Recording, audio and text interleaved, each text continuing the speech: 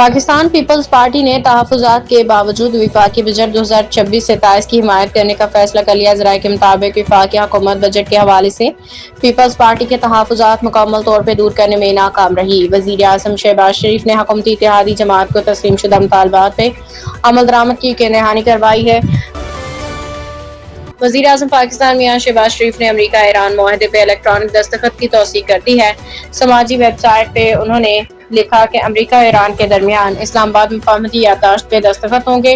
पाकिस्तान के वज़ीर आज़म शहबाज शरीफ का कहना है कि उन्हें यह ऐलान करते हुए एजाज़ हासिल हो रहा है कि तारीखी इस्लामाबाद मुफाहमती याददाश्त पर अमरीका और ईरान ने इलेक्ट्रॉनिक तौर पर दस्तखत कर दिए हैं। अमरीका जंगबंदी के बाद पाकिस्तान में पेट्रोल की कीमत में बड़ी कमी का इम्कान है। ताहम कीमतों में कमी से मुतालिक मुख्तलिफ तजावीज़ ज़ेरे गौर हैं। तफसीलात के मुताबिक ईरान अमरीका के दरमियान जंगबंदी के आलमी तेल मार्केट में मुस्बत असरात सामने आने लगे हैं, जिसके बायस पाकिस्तान में भी पेट्रोलियम मसनूआत की कीमतों में बड़ी कमी का इम्कान ज़ाहिर किया जा रहा है।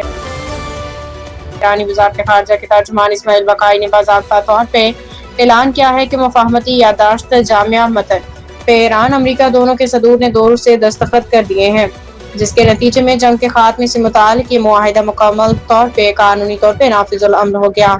तर्जुमान ईरानी वज़ारत ख़ारिजा ने कहा है कि जुमा को स्विट्ज़रलैंड में होने वाली मुलाकात मुआहिदे पर दस्तखत के लिए नहीं, स्विट्ज़रलैंड में मुलाकात होगी या नहीं।